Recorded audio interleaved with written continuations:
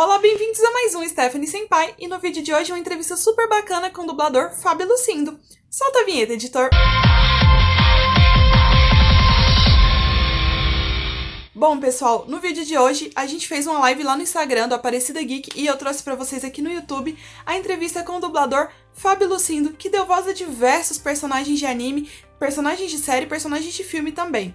Eu espero que vocês gostem, então podem conferir aí e deixa nos comentários o que você achou. Boa tarde, Fábio. Muito bom te receber aqui na nossa live. Tudo jóia. Não é o ideal por causa da pandemia, né? Seria mais bacana se o evento estivesse rolando pessoalmente. Mas igual eu falei no comecinho aqui, a gente vai se adaptando, porque o importante é manter o conteúdo, é manter a galera toda unida. Exato, encontrar alternativas, né? Pra não ficar parado de total, assim. Acho que a gente tem que... Talvez nossa maior qualidade seja essa, a gente aprende a se adaptar, né? A gente tá Exatamente. E você é ator e dublador desde muito novinho. E dentro da sua carreira aí, que já faz alguns anos que você está trabalhando com dublagem, você teve diversos personagens. Eu tenho uma lista aqui de alguns que são os meus favoritos, assim, que eu acompanhei, porque eu assisto tanto legendado quanto dublado. Mas eu gostaria que você falasse quais são os seus personagens mais marcantes na sua carreira. Acho que o mais marcante, sem dúvida, é o Ash, talvez do Pokémon, porque é o mais popular, na verdade, né? É o que as pessoas mais reconhecem. No mundo inteiro é um nome... Na verdade, a franquia Pokémon é muito famosa, né? Gigantesca. Então, talvez seja o personagem mais icônico, mais famoso, mais popular. Mas tem um carinho muito particular por cada um deles, assim. É muito difícil. Pode parecer clichê, mas é difícil você escolher um, assim. Tem alguns com os quais eu me identifico mais. Eu gosto muito do Arnold, de um desenho que chama Hey Arnold. Gostei agora, a gente dublou o Beastars. Gostei muito de fazer o Legoshi, assim, era um personagem que eu já gostava antes, então achei muito legal. Gosto muito do Kuririn, tenho um apreço por ele, assim, é um personagem também que eu faço há bastante tempo, gosto da trajetória dele, acho fantástico. Então, se eu tivesse que destacar, eu destacaria o Ash pela popularidade, por ser um fenômeno, o Kuririn pela longevidade, por ser um cara que eu curto, e o Arnold, acho, por identificação, assim, que é um personagem que eu gosto do desenho, gosto de tudo relacionado a esse desenho, assim, acho incrível. E você tem personagens muito distintos e tudo mais, mas a gente vai entrar nisso daqui a pouquinho. Vamos começar pelo começo. Você começou bem novinho, e eu quero saber em qual momento você decidiu fazer a dublagem e quando você percebeu que essa seria a carreira que você iria seguir. Isso foi um processo meio natural, meio por inércia, assim. A dublagem foi a última das vertentes do trabalho de ator que eu conheci, assim. Primeiro eu comecei quando eu tinha 5 anos fazendo publicidade, fazia propaganda, assim, comercial para TV. Por coincidência, assim, por um acaso. Meu irmão, na verdade, que pediu para minha mãe, que ele tinha um amigo dele no colégio que fazia. Aí a mãe desse amigo dele abriu uma agência de modelos a 2 tons, que eu acho que até hoje está no mercado. E meu irmão que chegou em casa com essa ideia, assim, mãe, eu quero ir lá fazer comercial igual o Bruno Gomes, que eu acho que ele hoje é diretor da Record, assim, cara.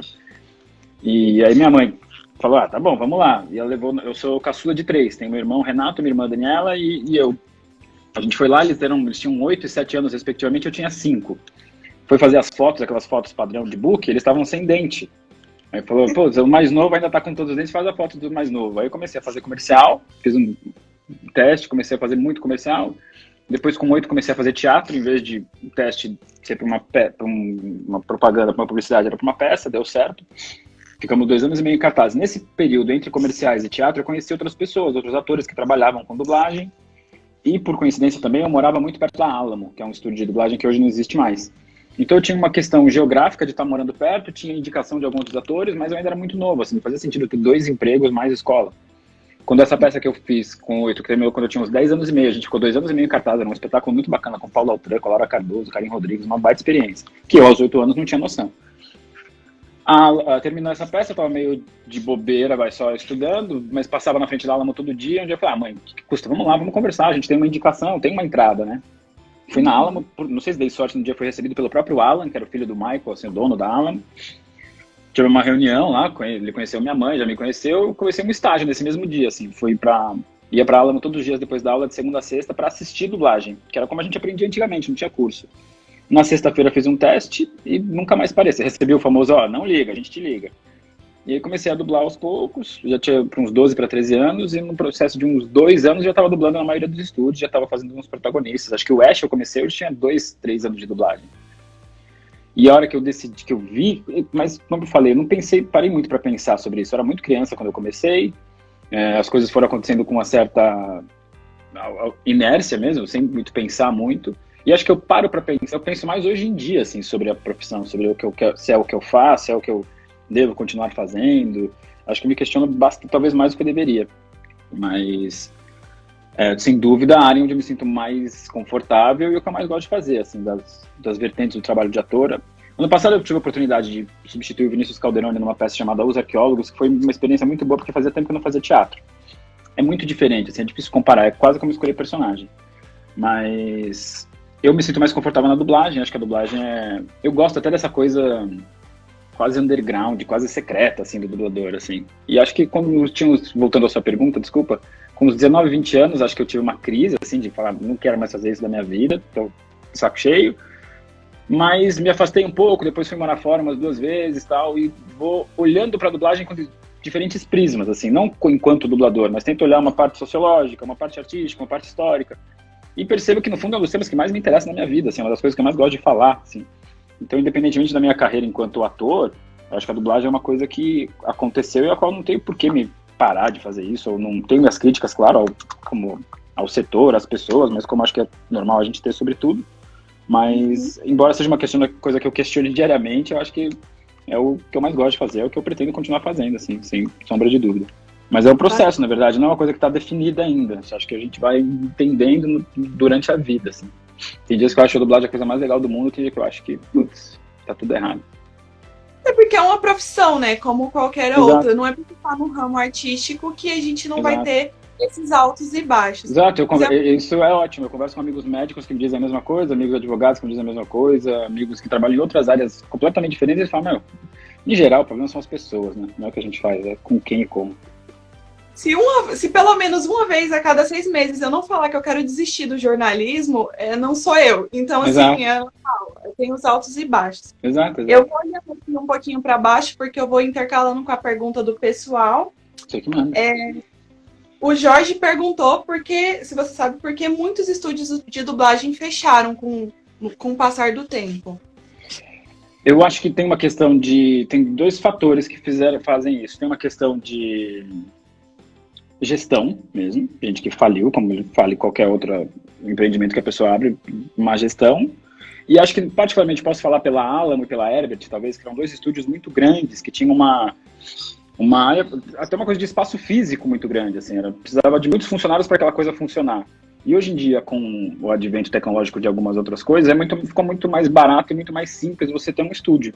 Você não precisa de um terreno como era o terreno da Alamo, que ocupava quase 2 quarteirões, ou a Herbert também, que era muito grande. As pessoas foram conseguindo enxugar tanto o tamanho quanto gastos, e hoje é uma pessoa... hoje a gente está vivendo... A maioria dos dubladores está gravando de home studio. Por causa do estúdio está saindo dessa relação. Então, é uma coisa que se transformou muito. Acho que os que resistem até hoje foram aqueles que souberam se adaptar às transformações tecnológicas e do tempo e continuam aí. O Alan, particularmente, que era o dono da Alan, foi uma coisa que ele herdou. Assim, o Michael, que era o cara que gostava de dublagem, o Alan sempre demonstrou, não um desinteresse, mas ele não gosta, ele tem o direito de não... Tipo, cair no colo dele, assim. E aí, quando o pai dele faleceu, ele entrou num processo mesmo de vou fechar a Alamo, não vou falir a Alamo. Então a Alamo fechou, ela não faliu. Ele falou, não, eu quero fazer outra coisa da minha vida e tal. E deu super certo, assim, acho que ele foi muito correto ao fazer isso dessa forma. Mas eu acho que isso, ou o estúdio, os que fecharam, ou uma questão de administração, mesmo má administração, ou eles ficaram grandes demais, com um porte muito grande, com um custo operacional muito grande, e ficaram defasados em relação a esses novos estúdios, que custam bem menos, consequentemente eles conseguem fazer um valor hora mais barato para o cliente, e acabam ficando com o trabalho, porque eles conseguem ter os mesmos dubladores. Eu vou dublar na Alamo, como eu vou dublar na Dublavídeo, na BKS, na Centauro. Hoje eu acabo dublando em menos estúdios, assim, mas na época você acaba dublando em tudo. Então, é meio indiferente para o cliente. São poucas... Em teoria, ele pode mandar para qualquer estúdio de São Paulo que ele, em teoria, vai ter o mesmo elenco.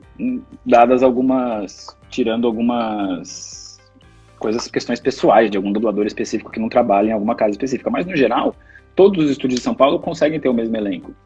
Então, acho que talvez seja isso. Talvez porque alguns estúdios tiveram questões de administração e outros acho que não souberam se adaptar ou não quiseram se adaptar às novas formas de trabalho, assim.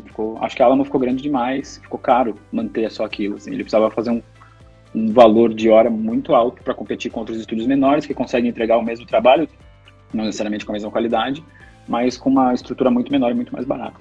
Acho que foi isso, assim. Eu vendo de fora entendo dessa forma, talvez seja algum outro motivo que me escape, mas só entendo dessas duas formas, porque eu mais vejo estúdio abrindo do que fechando. Então, parece um negócio que tá aquecido e tá dando dinheiro para quem tá investindo nisso. Tá vendo? Fica a dica aí, pessoal, ó, já montem os seus estúdios. Exato. O Marco tá perguntando se você fez a voz do Shinji de Evangelion, se você entendeu o anime. Eu fiz 3 vezes, cara. Evangelion é uma produção muito particular na minha vida, na minha trajetória, por isso, porque eu dublei ela 2 vezes. Dublei ela primeiro pro Animax, 2 vezes a gente dublou pro Animax, na Alamo, com intervalo de 7 ou 8 anos de uma dublagem para outra, e no final de 2018 ele foi redublado pela 3ª vez que a Netflix comprou os direitos e foi colocar no catálogo dela. Eu estava dirigindo na Vox Mundi, aí eu pude dirigir e dublar de novo. Então eu fiz o Shinji nessas 3 versões, dessa última a direção também é minha, e aí eu acho que nessa última eu consegui entender, depois de fazer 3 vezes. Eu gosto, tem coisa ainda para lançar esse ano, né? Eu acho que ia ser lançado ano passado, mas cancelou. Acho que Eva ainda tá muito forte, assim, é um desenho que eu particularmente gosto, um dos animes é um dos meus preferidos. Que ele é de 98, ele faz uma projeção para 2015, de uma Neo Tóquio 3 futurista, assim, pós-apocalíptica, pós uma guerra nuclear. E, putz, eu acho que ainda é atual, ainda funciona, ainda me pega, assim, é um desenho que se eu parar pra assistir, é um anime que se eu parar pra assistir, eu vou até o fim, assim, Evangelion eu gosto muito. E ele tem essa coisa de, ele é mais clássico, tem um público ali mais old school, mas ele tá saindo agora e ainda tá conquistando um público novo, então acaba unindo as gerações, né? Exato, porque eu acho que o mote é muito interessante, assim, não tem como não se encantar com aqueles robôs, com as mechas, né, assim, acho que é uma história muito interessante. O Shinji é um protagonista complexo, que às vezes dá raiva dele, às vezes tem um monte de fanservice também, né, ele joga para todos os lados, assim, então acho que por isso que pega muita gente, e é muito bem feito, é uma animação muito boa, tem uma premissa muito interessante, e o universo Eva se expande até hoje, assim, eu estive no Japão agora em janeiro, fui para Hakone, que é uma cidade do lado de Tóquio, e a cidade inteira estava inspirada em Evangelion, assim, meus pontos de ônibus era o ponto da Asuka, ponto do Pen Pen, você ia num parque aquático, tinha atrações de Evangelion, assim, um negócio que ainda está muito presente, vai ter alguns lançamentos esse ano, como eu já disse, então é uma obra que transcende o tempo, assim, acho bacana poder fazer parte disso na versão brasileira, ainda ter esse processo de passar 3 vezes pela mesma coisa. É uma coisa rara na dublagem, mas eu tive a sorte de poder fazer isso com essa série em particular. Aproveitando que você falou agorinha sobre a questão de estarem abrindo novos estúdios e tudo mais, o Assis perguntou para você se você acha que algum dia a dublagem ela vai se expandir desse de São Paulo, porque ele, por exemplo, é de Salvador e sempre quis ser dublador. Uhum. Eu acho que ela já está se expandindo, mas em passos muito lentos. Assim, a gente já tem um mercado em Curitiba, a gente já tem um pequeno mercado em Belo Horizonte. Estou falando de capitais, assim, mas acho que no interior de São Paulo já tem Campinas, já tem Sorocaba. É uma coisa que é difícil de mudar, mas que acho que vai mudar. Mas ela não muda pelo que eu acho que ela deveria. Eu acho que nós deveríamos ter um mercado de dublagem na Bahia, no Mato Grosso, no Amazonas, mas uma questão cultural e econômica mesmo. De, tipo, vamos fazer... Eu acho que eu estava falando numa outra live, chegamos nesse lugar de que todo filme... O Brasil é muito grande, né? A gente tem um lastro linguístico, um vocabulário, coisas intrasociais muito fortes e muito distintas. Então, uma dublagem realizada em Porto Alegre vai ser muito diferente de uma dublagem realizada em Salvador. É difícil a gente falar no brasileiro, né? Acho que a gente patina até hoje em definir o que é o brasileiro, como é o Brasil, porque o Brasil é muito grande, né? É difícil. Um gaúcho e um baiano são completamente diferentes, mas são brasileiros também.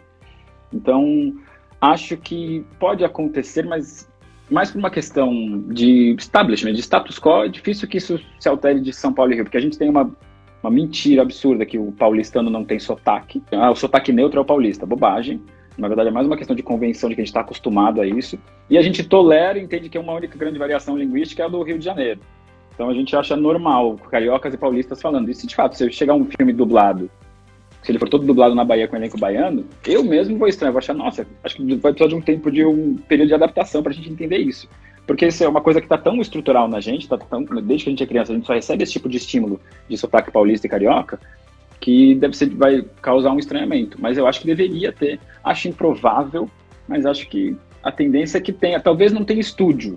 Talvez o mercado de estúdio não se instaure, mas como nesse momento, por causa da pandemia, a gente está desenvolvendo um know-how de gravação remota, talvez seja mais fácil para um ator que está em outros polos, que ele consiga gravar da casa dele, mesmo em Salvador, gravar para o estúdio de São Paulo. Isso eu acho que pode ser um caminho nesse momento de pandemia, pode ser uma entrada aí para atores de outros estados, mandarem registros ou recursos para para estúdios de São Paulo ou do Rio que eles conheçam, e por que não a pessoa solicitar o trabalho dele? Porque aí é diferente, já que é remoto, tanto faz se o cara tá em São Paulo se ele tá em Salvador.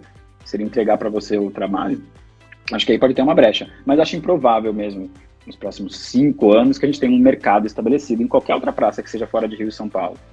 A gente tem Miami também, que é um mercado um tanto duvidoso e dúbio, assim, que é quase pirata. Assim.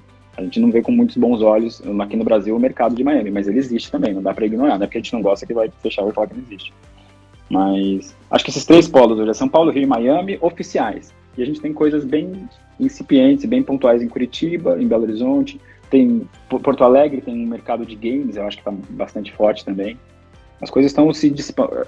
É ainda muito concentrado São Paulo e Rio, mas já abriu mais, já pulverizou. É uma possibilidade, sim. Mas é um processo lento, que talvez por causa da pandemia se acelere. Acho que pode ser rico, pode ser interessante. Acho que as pessoas têm um certo medo, até preconceito, e não exploram isso. Mas o português do Brasil é tão rico, a gente tem tantas maneiras de dizer a mesma coisa que acho que a gente acaba ficando bem engessado nessa coisa São Paulo e Rio. A gente está recebendo aqui algumas perguntas recorrentes sobre o seu trabalho em dublagem de games. E eu vou aproveitar para já deixar essa pergunta um pouco mais ampla. Tá. Como é a experiência de dublar games e se tem uma diferença e se ela é muito grande entre dublar animação, filmes em live action com pessoas ali, com atores mesmo, e game? Tem bastante diferença, tanto que a gente procura até, como é um mercado que está surgindo, ele é relativamente novo, tem bastante diferença, a gente até procura usar um outro nome. Para games a gente não chama de dublagem, a gente chama de localização. Que é a mesma coisa, mas como é uma coisa diferente, e não é a mesma coisa. A voz original é quando é uma animação nacional que a gente faz a voz, localização é quando é jogo, e dublagem quando é audiovisual, alguma coisa que já existe. A gente está meio definindo assim, para separar mesmo por nomenclatura. Voltando no nicho da dublagem, tecnicamente é a mesma coisa, você dublar um filme, um desenho, uma série. Eu acho que a mecânica é a mesma, você vai ter que entrar no estúdio e fazer exatamente a mesma coisa que você faz, mas aí depende, cada produção é muito particular, então tem um desenho que pode ser impossível de dublar e tem um desenho que pode ser muito fácil, o mesmo serve para um filme, tem filme que o seu personagem só aparece em off, ou tem filme que o seu personagem é o protagonista e fala muito rápido, então acho que nesse aspecto da mídia não muda tanto na dublagem, vocês podem dublar qualquer coisa, as produções que vão ter suas particularidades talvez tornem um negócio mais difícil ou não. O jogo é um mercado novo e os dubladores, querendo ou não, têm uma certa vantagem em relação aos outros atores, porque você não precisa fazer localização de jogos necessariamente com dubladores. Você pode ser qualquer ator, qualquer pessoa. Mas os dubladores, por já terem uma noção de tempo, de uma questão prática mesmo, um know-how de saber fazer, de saber se relacionar com essa questão do áudio, de postura em microfone, eles levam uma certa vantagem e está rolando uma migração. Assim, eu, por exemplo, hoje estou dirigindo mais jogos do que dublagem. E acho que tá tendo uma galera que tá migrando e fazendo mais isso do que dublagem até hoje em dia. Mas são vertentes diferentes do mesmo trabalho, porque são atores em voz, né? Mas são a dublagem dos jogos, a localização dos jogos, a gente dificilmente faz exatamente como faz a dublagem, assistir uma cena e ir lá e sincronizar com ele. Tem esses momentos que são as cutscenes, que são transições dos jogos, assim, que às vezes tem quase uma cena de um filme, né, no meio do jogo, de uma fase para outra. Isso a gente acaba dublando como se fosse dublagem, mas a maioria das falas dos personagens a gente recebe só uma waveform, que é o desenho do som no computador, e a gente tem que sincronizar a partir daquilo. Então a nossa referência é só de áudio e a nossa referência visual não é o ator falando, e sim uma waveform, uns risquinhos na tela. E aí tem vários tipos de arquivos que a gente pode gravar. A gente pode gravar, tem o free, que é à vontade, você grava no tempo que você quiser. Tem os que determinam se você pode terminar ou começar antes ou depois, entre 10% e 30%. E tem outro que você tem que fazer exatamente igual, cravando todas as pausas com o áudio que você recebeu. E aí acaba ficando mais difícil, porque você não tem a boca do cara para seguir, você vai só pro áudio. A organização do estúdio é muito parecida, a dinâmica é muito parecida. Mas é isso, o elenco não precisa necessariamente ser o mesmo e a forma de fazer é diferente, assim, o ritmo de gravação também, você dublando, eu acho que o game está um pouco mais mecânico, assim, acho que o game é mais cansativo fazer localização. E acho que é um mercado que está começando, a gente já está aprendendo a fazer, tem métodos diferentes, cada estúdio faz de um jeito, é uma coisa meio nova, assim. Então, para mim, ainda é mais confortável a dublagem, mas me interessa muito mais, é um mercado que eu estou envolvido e estou achando muito mais interessante, porque é novo, assim, a gente pode criar novas estruturas, novas formas de fazer, assim, talvez a dublagem ainda ela já seja viciada de ter sido feito desse jeito sempre, a gente tem a oportunidade de pegar algumas coisas que a gente não gosta muito de como a dublagem executa e tentar fazer diferente no mercado de games. O mesmo vale para a voz original. O Brasil, nos últimos 10 anos, teve um boom de produção nacional absurdo, e a gente hoje tem um mercado disso em São Paulo, Rio também. E aí o mercado de voz original extrapola mais São Paulo e Rio. Tem muita gente no Sul fazendo. E aí é diferente. Aí lembra mais radionovela, porque os atores ficam no estúdio juntos, lendo o texto, e a animação vai ser feita depois. Então, essa preocupação na voz original é mais em criação de personagem mesmo. Tem até um espaço certo para improviso, que a dublagem não te permite tanto, que lembra mais a radionovela, como eu já disse. E aí eles fazem a animação depois. São três áreas muito distintas entre si, mas com muitas similaridades. Acho que é o ator em voz, assim, acho que o principal é que ninguém vai aparecer nunca, né? A gente está tendo só a nossa voz para o personagem. Mas a forma como o resultado final vai ser montado é muito diferente, né? Na dublagem a gente é tudo pós-produção, no game a gente está fazendo junto, e na animação original a gente é quase uma pré-produção, né? Tudo começa com a voz. Eu gosto dos três, assim, não tenho uma grande preferência, assim. Mas acho que é um mercado a mais. O Henrique Alves mandou uma pergunta para você antes da live, inclusive, eu até tirei print aqui para te perguntar agora. Eu vou ler a pergunta dele. Tá bom. Eu queria saber como foi dublar o Arnold Cabeça de Bigorna, esse personagem icônico que marcou com certeza a vida de muitas pessoas. E como foi trabalhar com dubladores dos outros personagens, como a Elga. Eu vou começar de trás para frente. A Jussara é uma das minhas melhores amigas da vida, assim, a Jussara Marques, que faz a Elga. A gente até o ano passado, eu tenho o Arnold tatuado no meu braço. E ela fez uma Elga, fez esse Arnold mais ou menos, e ela fez uma Elga nessa... Isso foi o quê? Outubro, novembro? Do ano passado, assim. E é porque é um desenho que quando a gente gravou a gente gostava muito, a gente sempre teve muito carinho por ele. Eu citei o Arnold quando você falou dos meus personagens preferidos. É um outro desenho que, quase como Evangelion, tem uma trajetória que se fecha pra mim. Porque depois da série, o ano passado, no retrasado, eu tava em Portugal ainda, chegou o filme do Arnold, o último longa-metragem, que a gente fez com um intervalo de 10 anos do final da série pro filme. E esse filme é tão bonitinho, assim, é um filme que eu gosto de assistir, porque ele amarra a série, ele fecha tudo, fica... Putz, foi muito legal poder ter feito isso há relativamente pouco tempo. Eu precisei voltar lá e assistir, porque quando eu gravei Arnold eu tinha 16, 17 anos, agora eu tô com 30, na época eu tava com 34, então tem uma diferença. E gravei de lá também, que foi interessante. O filme todo foi feito aqui em São Paulo, na Unidub, e eu gravei a minha parte sozinho lá de Portugal. E foi incrível, adorei, assim, pra mim fechou, assim, sabe? Tinha sempre uma coisa, mas Arnold não acabou, né? Será que volta? Como é que é a relação dele com a Elga, não sei o quê. E esse filme vem, amarra tudo, foi muito bonitinho, assim, gostei muito. Como eu já disse, é um dos personagens que eu mais gosto. E, putz, tem a Jussara, que é uma das minhas melhores amigas da vida, tem a Úrsula fazendo Gerald, que, a Úrsula nem dubla tanto, mas quando ela dubla, ela faz esses garotos incríveis, assim. No original, a gente ainda tem Zezinho Cútula, a gente ainda tem o Pires, que fazia pessoas que nem estão mais vivas, assim, Helena Samara fazia a minha avó, era muito legal. E a gente gravava na Alamo ainda na época analógica, não tinha nem computador, gravava na fita. É uma coisa nostálgica, mas que reverbera até hoje, que é interessante até hoje, assim, e é isso, eu carrego risquei no meu corpo, assim, meti uma cabeça do Arnold no meu braço. E aproveitando que você falou, você fez o Arnold quando você ainda era bem novinho, e você teve esse contato com ele novamente agora. Eu queria saber da sua relação com o Ash, porque vocês praticamente, assim, o Ash não cresceu, mas você cresceu enquanto trabalhava fazendo ele. Como é que é a sua relação com esse personagem? Cara, é muito boa isso. Acho que ontem ou anteontem parece que ele fez 34 anos, né? As pessoas ainda me acessam muito por causa do Ash. Ainda é o personagem pelo qual eu mais recebo mensagens, mais recebo pedidos, etc. Mas é isso, é um cara que não cresceu, né? O Ash tá lá há 34 anos com 10 anos. Mas isso transcende o próprio Ash, é uma relação com Pokémon, assim, é uma coisa que ainda não acabou. Na verdade, não posso dizer que definiu, não, minha relação com o Ash é assim. Ela ainda está em construção. Acho que enquanto eu viver, ainda conversar com pessoas, invariavelmente eu vou falar de Pokémon, ainda vou falar do Ash. Acho que não dá pra bater um martelo. Minha relação com o Ash tá assim, é ótima.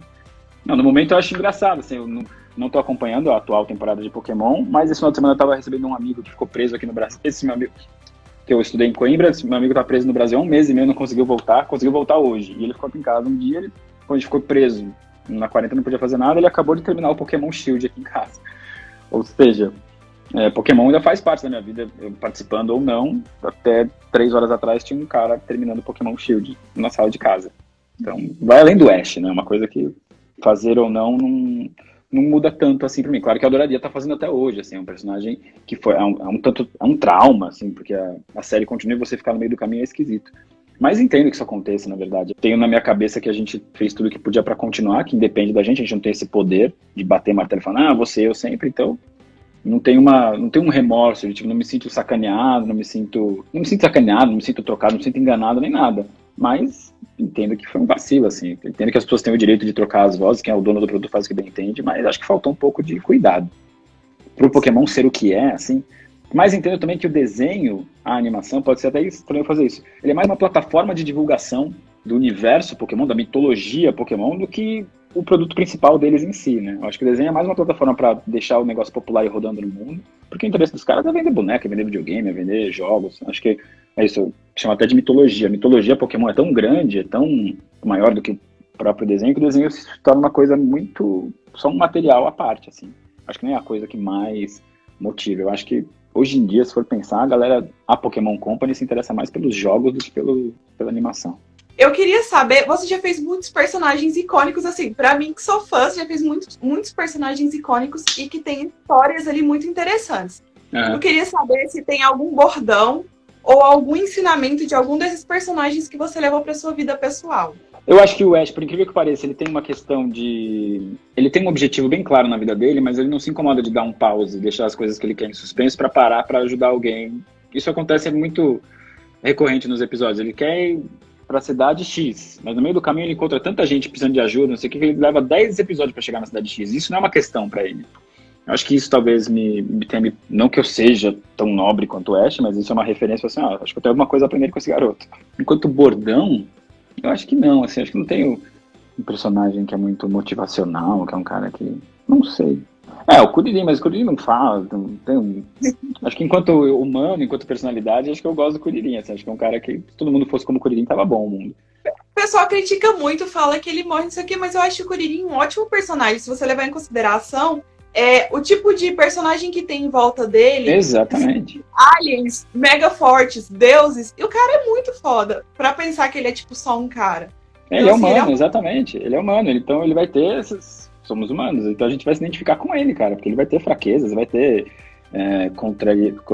contradições. E ele é medroso, ele assume que tem medo, né? Ele é um apaixonado. Eu acho o personagem muito rico, assim, não é chapado, é uma coisa assim, é um herói. E ele salva todo mundo. Não, ele é gente, cara. Ele tem fraqueza, ele demonstra medo, ele demonstra arrependimento, ele faz coisa errada. E a trajetória dele eu acho muito interessante. Assim, eu gosto... Toda a saga Dragon Ball eu acho muito fantástica. E é uma coisa que se eu tivesse oportunidade, adoraria redublar. Dragon Ball desde o começo, assim, fazer de novo Dragon Ball Z, Dragon Ball GT, Dragon Ball Kai, Dragon Ball Ultra.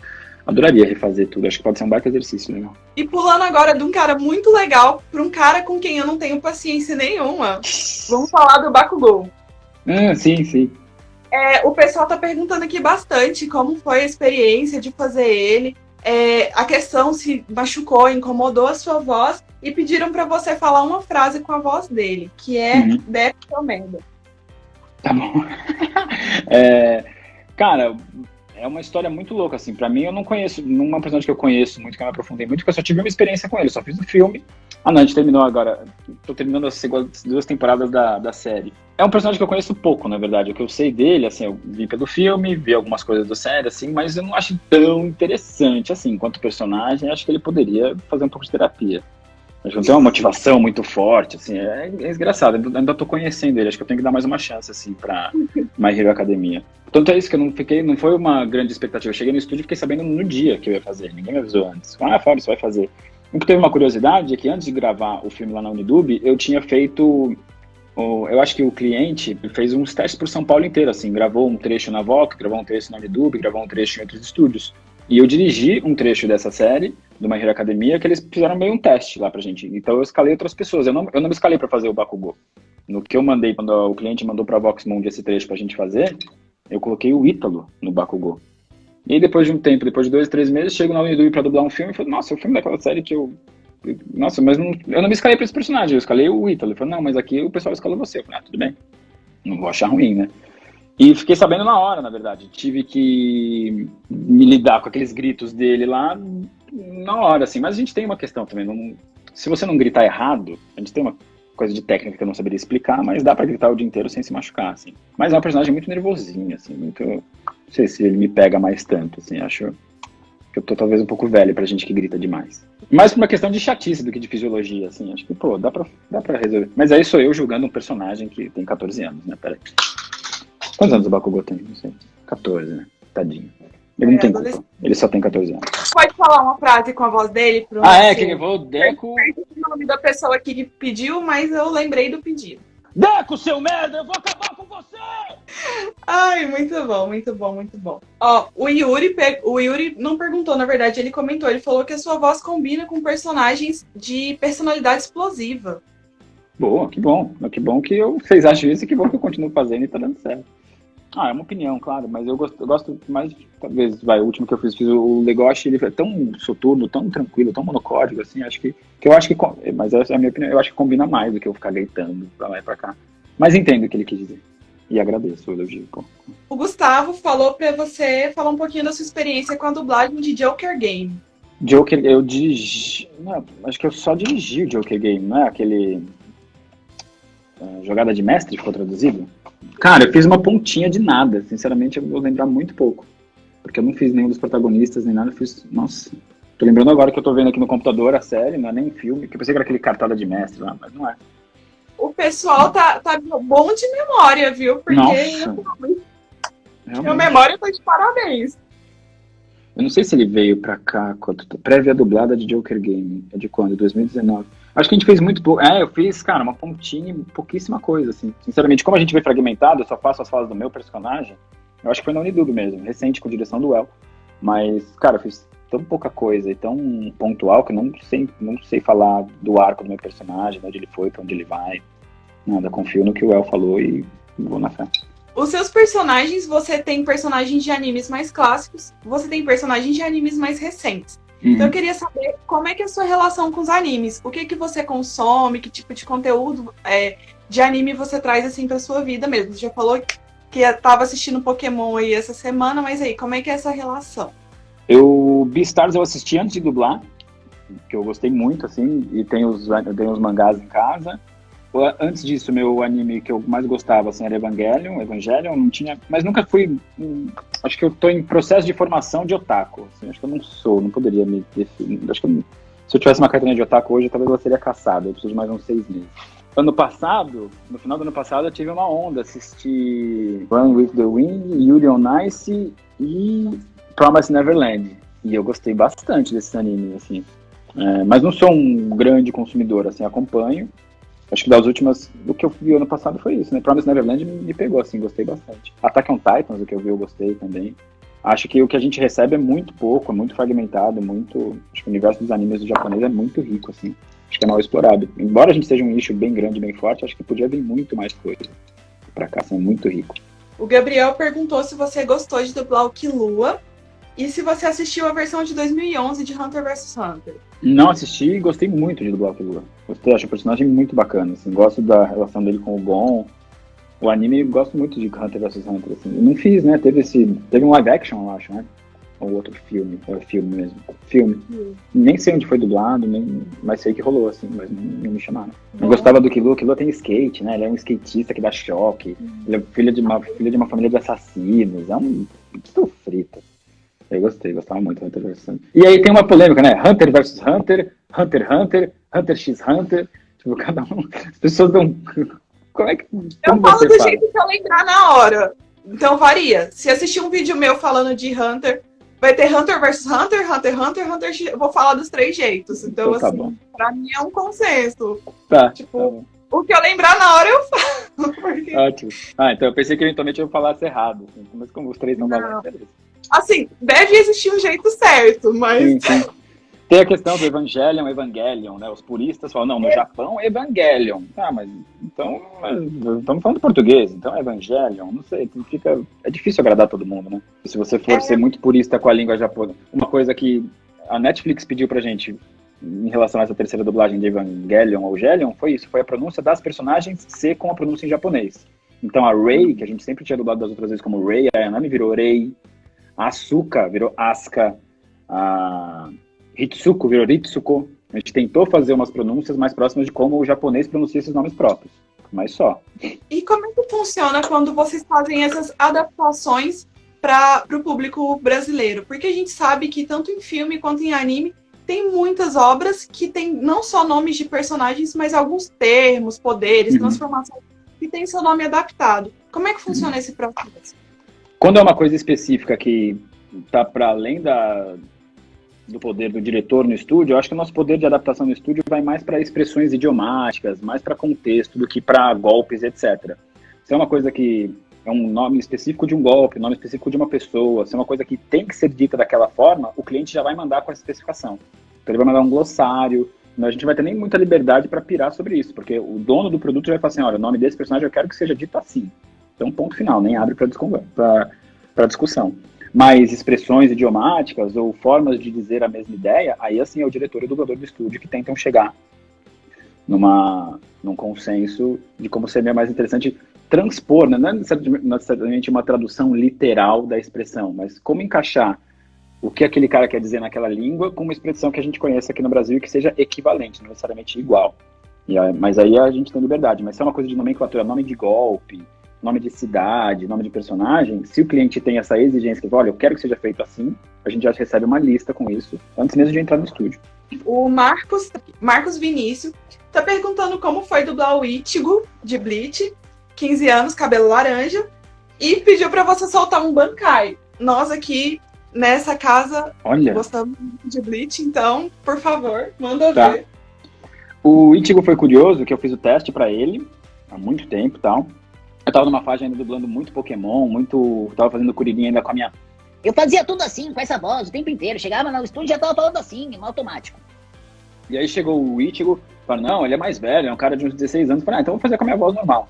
E o briefing que me deram, eu, na verdade, que viajei, falei, não, é um cara que vê espíritos, e ele tenta libertar esses espíritos os espíritos do mal, libertar para que eles voltem pro limbo deles, etc. Eu cheguei para dublar, quando falei, nossa, pegou o teste, a gente fez só uma cena. Cheguei para dublar achando que ia ser uma série quase espírita, quase kardecista. Eu falei, nossa, ele é um garoto médium, não sei o que foi ver, meu, era um aqueles Hokai, como é que é? O nome os Hollows, exato. Hollows. E aí eu, na verdade, criei uma expectativa totalmente errada, e gostei muito, depois que eu me vira Ichigo Black, ou Dark, como é que ele põe uma máscara, aquilo é muito legal, aquilo foi muito legal de fazer, assim, mas a gente já tava dublando já era o episódio 60, 70, aquilo eu gostei muito de fazer, é um personagem que eu gosto muito, a trilha sonora de Bleach é muito legal, a abertura e o encerramento são fantásticos, vi que vai reproduzir, né, em teoria eles vão terminar a série, eu acho. E mesmo que já existe, a gente parou de dublar na metade, assim, eu não entendo porque a gente para algumas séries, acho que Naruto a gente parou na metade também, Bleach a gente não fez até o fim, adoraria terminar e fazer isso novo que vai vir, né, mas isso demora, tem chão. E acho que se viesse, o mais legal era redublar tudo desde o começo, né? A gente refaz tudo, pega onde tá e vai até o fim. O pessoal tá perguntando aqui sobre seus trabalhos mais recentes, o que você tem feito, e perguntaram também sobre Midnight Gospel. Que já é a resposta à sua pergunta, é um dos meus trabalhos mais recentes, junto com Beastars, talvez seja as coisas mais recentes, mais relevantes que a gente tenha feito. Porém, todavia, entretanto, amanhã vai estrear uma série na Netflix chamada Expresso do Amanhã. A série ficou com esse nome? Snowpiercer. Ela é baseada numa HQ francesa, depois teve o filme feito pelo cara do Parasita, e aí a Netflix comprou os direitos e fez a série. Essa série, ficou muito legal. Não sei, na verdade não vou falar sobre a dublagem, eu vou falar sobre a série. O resultado da dublagem eu não sei, vou saber assistindo a partir de amanhã. Foi a primeira coisa quando eu voltei pro Brasil, quando eu comecei a dirigir na Vox Mundi, foi a primeira grande série que eu peguei. Só que você vendo, essa série ficou parada quase um ano lá pra terminar. Pois conta que eu tô muito curiosa com essa série. E eu só tô podendo te contar porque eu sei que ela vai estrear amanhã, a Netflix já avisou. Mas, cara, foi uma série muito legal. Foi uma das minhas experiências mais interessantes em direção de dublagem, porque na Vox Mundi a gente conta com um elenco misto. Então eu pude trabalhar com muitos atores cariocas que eu nem conhecia, que eventualmente no estúdio eu dirigindo o cara fala, caramba, esse cara é não sei quem, ele faz não sei quem. Coisas que os fãs de dublagem eventualmente sentem, eu pude sentir dirigindo essa série. E achei muito legal, assim, não vou dar spoiler. Mas quem quiser também, eu até fui atrás quando eu descobri que eu ia dirigir, se chama O Perfura Neve. Todo mundo pra ver? Dá pra ver. Cara, vale muito a pena. É uma graphic novel que aí vai te contar tudo, na verdade. Ele vai até além da série, assim. Acho que a série vai ter segunda temporada, a certeza. E tá tudo aqui, na verdade. Então, Aí li esse HQ, dei até pro Renan Freitas, que faz o protagonista, que faz o protagonista da série, dei um exemplar pra ele. Cara, gostei muito, assim, tô na expectativa, quero muito ver, muito, tô doido pra ver, porque a série é muito legal. E pros tempos atuais, cara, parecia que a Netflix sabia. Porque tem uma questão de confinamento e tem uma questão de uma disputa, de uma segregação social, assim, de quem tá no primeiro vagão, quem tá na primeira classe, quem tá no fundo, assim, tem uma questão política, assim, um levante do povo indo tomar o poder, assim, que engraçado, parece que tava tudo combinado pra estrear amanhã no meio dessa pandemia, desse pandemônio, desse caos que a gente tá vivendo, assim. Faz muito sentido. Eu tomara que inspire as pessoas, inflame as pessoas a se revoltarem contra tudo que tá acontecendo e que a gente consiga reagir de alguma forma. A gente tá meio pasmaçando, né? Não sei o que tá acontecendo com a gente. Tá aceitando tudo muito de boa. E essa série tá me deixando muito ansiosa, porque no filme, o filme já é muito bacana, já mostra toda essa divisão, essa segregação, igual você falou. Eu imagino que com a série, que vai dar pra você se apegar ou sentir um pouquinho de raiva, um pouco mais, quando mostrar mais, assim, daquela delineada mais bacana nos personagens separadamente, porque a gente tem mais tempo. Eu imagino que vai ficar muito bom, eu tô muito ansiosa, então fica a indicação pra vocês aí. Um trabalho recente do Fábio que vai sair na Netflix amanhã, série Expresso do Amanhã. Eu acho que ficou com esse nome mesmo. Vale a pena. Eu faço um personagem lá, mas ele é muito pontual, assim, o Santiago, mas acho que o meu trabalho mais significativo nessa série é em relação à direção, mais do que a dublagem. E o Midnight Gospel já lançou, né? Cara, é muito... Quando a gente grava, como eu gravo só as falas do meu personagem, embora eu tenha achado muito legal, você sai meio sem noção da obra completa, assim. E peguei pra assistir em casa, assim, achei incrível, assim, acho que talvez até um pouco demais, porque é tanta informação, tanta imagem, acho que não é uma série que você pega e assiste todos de uma vez, sabe? Tem que ver esperar um dia ou dois, depois ver outro e tal. E o 7º episódio, que é sobre morte, cara, sei lá, tava vendo em paralelo com a Globo News aberta falando do Covid, não sei o que, não vou ficar assistindo esse negócio não consegui. Vou esperar dar um tempo, assim, pra assistir. Assisti até o 5º e vou esperar um pouco. Porque é muito... Não é que sei lá, acho que a gente tá escutando tanto isso o tempo inteiro, né? Tudo bem que a reflexão que eles fazem sobre o tema é relevante, mas me pegou e eu falei, não, assisto isso depois. O Marcos perguntou, atores geralmente gostam de atuar como vilões. Para dubladores também é assim? No geral, não sei. Pra mim, sim, também. Acho que sim. Eu prefiro fazer vilões. Talvez porque eu faça pouco, e aí eu acho diferente. E acho que porque dá uma vazão também, às vezes, um pouco, né? A gente tem isso dentro da gente. E tem que saber como lidar. Acho que o grande segredo é isso. É onde você vai colocar a sua raiva, a sua sacanagem, onde o seu lado que a gente chama de escuro ou sombrio, sei lá o quê. Quando você está exercitando fazer um vilão, você dá uma certa vazão pra isso, assim. E acho que vilões são mais interessantes, muitas vezes, assim. Talvez seja um preconceito meu com heróis, por ter feito muito, ou porque parece sempre meio chapado, né? O cara vai lá, faz aquilo e tudo bem. Vilão... Acho que como a gente se projeta nos personagens, acho que aí, na verdade, isso é bom pra... Isso é uma vantagem que os atores têm, acho que em relação às outras pessoas, aos civis comuns do mundo, assim, porque a gente se permite se colocar no papel de outras pessoas, isso é terapêutico pra caramba, sabe? Eu acho que é isso, talvez todo mundo devesse fazer um curso de teatro, eventualmente, pra se permitir viver outras vidas, outros personagens, mesmo que seja de mentirinha, mas que na execução, quando você fala, quando você se pronuncia e emite essas coisas, tira um pouco, abre um outro espaço dentro de você, abre outras coisas. Então acho que é interessante, é um privilégio. E aí, como é isso? Como você tá sendo um vilão, mas não tá fazendo mal pra ninguém na prática, cara, é muito interessante você poder ser uma pessoa má e não ser um problema, sabe? Não ter uma ética em cima de você, ou alguma coisa te punindo. Porque a gente sabe, né? A gente tem uma coisa comum de que deve se fazer ou não, valores, etc. Embora isso seja muito flexível, tem um senso comum aí pra todo mundo. Tanto é que a gente define quem é herói e quem é vilão. E, putz, fazer de vilão é mais legal. Deixa eu achar a pergunta do Bruno.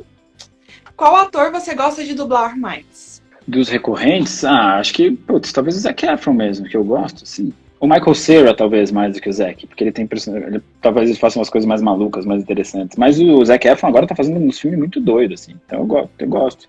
Mas não tenho um grande apego, assim, acho que gosto de dublar tudo, cara, não tenho... Mas é isso, o Michael Cera eu gosto, assim. Mas acho que o Zac Efron é o mais icônico também, o que mais também casa a voz, acho que dá, funciona. Passou ontem no Megapix High School Musical 3. A gente parou pra ver, assim, entende? Meu coração adolescente não mente, eu adoro mesmo. Então. Mas, pô, com distanciamento... Não sei nem como é a voz dele de verdade, porque eu fazia com a minha voz. Eu fazia com a minha voz. Do Zac Efron, sim. A do Mas o Zé, que eu Troy... nem sei qual é a voz dele de verdade, porque eu só vejo dublado. Boa. Mas o Troy, então, quanto mais eu revejo, o Troy é meio vacilão, né, meu? Ele deixa todo mundo na mão. Todo mundo passa pano pra ele. Tipo, ele quer ser tudo, ele consegue ser tudo, mas pra ele ser tudo, ele deixa o time de basquete na mão, a galera do clube de ciências na mão, a menina que ele gosta na mão. A namorada. É esquisito, assim. É estranho. Assim, é um personagem que é um herói, tá vendo? Coisas que a gente reassiste depois de adulto e fica tipo, poxa, É. esse cara é tão babaca. Né? Assim. Sério, tipo, é. Mas da trilogia, o segundo é o que eu mais gosto, assim, de High School Musical. Acho que o 2 é o mais divertido. Que é no acampamento, de verão com a Sharpay, né? É fantástico, a Sharpay é incrível. O Antônio Carlos tá perguntando qual foi o seu personagem que mais te emocionou e por quê. Difícil lembrar. Eu lembro de um que me traumatizou um pouco quando eu era criança, que eu fui dublar aquele filme Olio de Lorenzo. Você já ouviu falar desse filme? É um filme antigo, italiano, que é sobre o Lorenzo, que é uma criança que nasceu com uma doença degenerativa, e é sobre a luta desses pais para tentar salvar esse garoto. E ele começa com uma criança relativamente comum ou normal, se é que essa palavra é boa para usar, e ele vai se degenerando, assim. Então no final do filme ele já tá quase não falando direito, tem umas cenas meio tristes, assim, me pegou, me emocionei, assim. Eu acho que o que me lembra, assim, é esse. O Legoshi, por incrível que pareça, me fez pensar, me toca, assim, é um personagem que até hoje ainda é uma incógnita, assim, é uma coisa que eu quero continuar seguindo e me interessa. Depende da cena, né? O ideal é que a gente sempre se emocione junto, sempre se vai e faça o que tá acontecendo ali. Então acho que a gente tem que estar muito à flor da pele o tempo todo. Então eu me emociono praticamente com todos os personagens, todos os dias, assim. Mas esse olho, talvez porque eu era meio novo, assim, ele me pegou, tanto que eu tô falando dele agora pra você. E nem sei como deve ser, assim, nem sei se eu deveria ir atrás desse filme pra ver como foi a dublagem, talvez eu não vá gostar. O Arthur perguntou por que você não dublou o Ash no remake do filme 3D? Também gostaria de saber. Arthur, vamos atrás dessa resposta, cara. Não, provavelmente porque foi feito no Rio de Janeiro. Mas hoje em dia isso também não é desculpa, né? Porque a gente dubla lá, eles dublam aqui, então não sei, acho que porque não fizeram questão mesmo. Acho que ficou todo mundo, acho que só o Briggs, só o Mewtwo manteve, né, do mesmo filme. Perderam uma ótima oportunidade da gente até voltar a redublar. Assim. Não sei se é uma produção da Netflix, quem é o cliente disso. Eu sei que ele tá na Netflix, mas não sei se ele é o Netflix que só distribui ou se ele é dona desse filme. Mas também, adoraria saber por quê. Fica aí o questionamento, hein? Fica aí. Eu queria saber se você tem o hábito de reassistir trabalhos antigos seus e se tem algum personagem que você olha e pensa, hoje em dia eu teria feito diferente. Não tenho tanto hábito, porque se eu fizer isso, eu vou fazer isso que você falou em relação a tudo. Eu vou querer refazer tudo. E como eu sei que eu não vou poder, eu acabo não fazendo tanto. Mas acho que eu falei do Kuririn também, né? Kuririn adoraria redublar. Não é que eu não procuro, mas se tá passando, tô lá zapeando na TV e tá alguma coisa que eu fiz, eu assisto um pouco, assim, mas não assisto inteiro, assim, porque é justamente isso, eu não vou... Se eu achar ruim, eu vou querer refazer e eu não vou poder. Se eu achar incrível, eu não vou achar incrível. E se eu achar, eu sei que eu vou estar me enganando. Então, acho que não vale. É um exercício que talvez seja mais disfarçado de uma autocrítica, mas é mais uma egotrip, eu acho. Então, mesmo que seja uma autocrítica, eu não vou poder mudar aquilo, eu só vou ter, então, criar uma sensação ruim. Aquilo ali eu falei diferente, ficou ruim. Então, eu prefiro nem saber, entendeu? Eu tento confiar no diretor, se o cara aprovou, é aquilo, beleza, tem uma pessoa lá que está responsável por aquilo, então eu tenho que jogar na mão dela também. Enquanto ator, a minha ideia, eu entendo que no estúdio eu tenho que jogar as coisas para cima, e o diretor que me pode, fala assim, não, vai mais por ali, ele que indica os caminhos, eu vou só criando possibilidades. E quando o cara falou, ok, valeu, ficou bom, eu tenho que acreditar nisso e vamos embora. E é o que eu tenho feito, assim, porque senão, putz, eu acho tudo meio ruim, assim, tudo meio esquisito, eu fico querendo refazer, acho estranho. Mas o Midnight Gospel eu consegui ver, o Beastars consegui assistir, assim, acompanho. A Branciara falou que ama a sua percepção de mundo. Ô, louco. Obrigado. Ela muda todo dia, viu? Perguntaram se ainda tem chance de você dublar o Ash. Estão falando um boato aqui de uma possível mudança de voz do Ash de novo e se volta pra você essa dublagem. Chance tem, porque a série ainda existe e tá produzindo episódios novos. Mas probabilidade, não sei. Acho improvável. Porque isso, acho que já tá no Rio de Janeiro, assim, talvez... Eu ouvi esse papo também de que vai mudar de estúdio no Rio. O que seria muito triste também. Dentro até do próprio mercado de lá, assim, até pra quem é fã de Pokémon, mudar mais uma vez, é doido. Então, não sei de nada disso, não tá rolando, mas não chamaram a gente. E se chamar, poxa, iria amarradão. Talvez impuiria algumas novas condições, mas vou feliz da vida, claro. O André perguntou se você acha que a dublagem, hoje em dia, ela é mais valorizada por causa da internet do que nos anos 90 e 80, por exemplo, em comparação, ou você acha que isso não tem algum tipo de relação? Acho que tem relação porque ela foi mais divulgada, né? Primeiro tem o VHS, depois a TV a cabo, e agora a internet e os streamings. Porque aí o volume de informação e conteúdo aumentou muito. Então, dubla-se muito mais e fala-se mais de dublagem. Então, sim, acho que a dublagem hoje ela é mais reconhecida, hoje ela é mais entendida até. As pessoas, muita gente, talvez, há muito tempo nem sabia que isso existia, sabe? Você não para pensar muito sobre.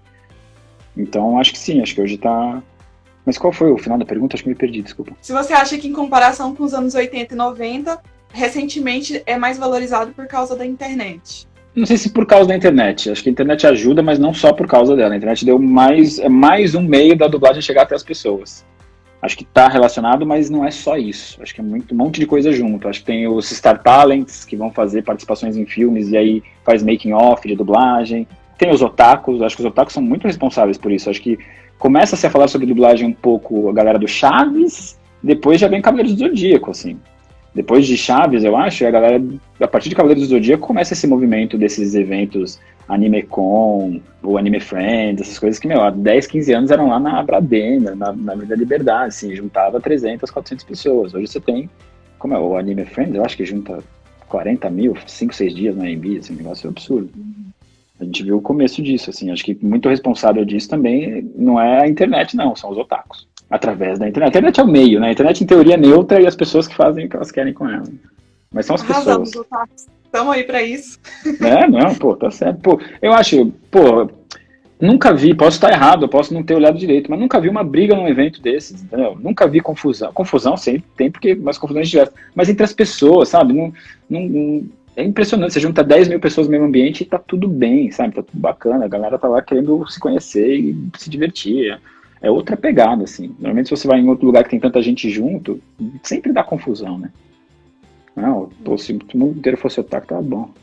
A Yara também perguntou por que é mais raro a gente ver animes dublados por estúdios cariocas, porque a gente vê mais coisa feita por estúdios de São Paulo. Eu não teria um dado para apresentar para refutar essa afirmação dela. Eu tenho essa sensação também, mas eu acho que cada vez mais tá mais equilibrado. Eu acho que talvez São Paulo tenha dado a sorte de fazer alguns mais famosos, mas o Rio também. Tipo, acho que uma das dublagens mais icônicas do universo é o Yu Hakusho, e ela é carioca. Mas talvez o São Paulo tenha feito cases de sucesso, mas talvez, não sei se em relação à quantidade, deve ser muito parecido. Mas talvez os de São Paulo, por uma coincidência ou sorte, tenham mais destaque. Mas o Rio, acho que Death Note é Rio também, né? O Rio dubla bastante anime. Só que talvez não sejam animes que acabam estourando tanto. Não sei, acho que não tem relação com a dublagem em si, mas talvez seja uma coincidência. Estão perguntando aqui sobre 2 personagens recorrentes, sobre a sua experiência fazendo esses 2 personagens. Um é o Saki Kuzo e o outro é o Buck. Você tem alguma lembrança interessante sobre esses 2 personagens e como é que foi fazer eles? Buck foi um dos animes, uma das coisas que, na verdade, que não tem muito a ver com o anime em si, mas é um dos poucos animes que a gente fez nessa época de Animax, que a gente estava dublando anime pra caramba, que não sei por que cargas d'água foi parar na Dubla Vídeo, que é um outro estúdio. A gente não fez ele na Alan, a gente fez no Dubla Vídeo, que eu lembro e falei, nossa, fazer um anime aqui na Dubla Vídeo? Beleza. E rolou. Eu gostava porque ele era gostava do Jibaki, acho o Jibaki um personagem da hora, a relação com ele, assim. Mas não foi uma série que me pegou e me fez pirar demais.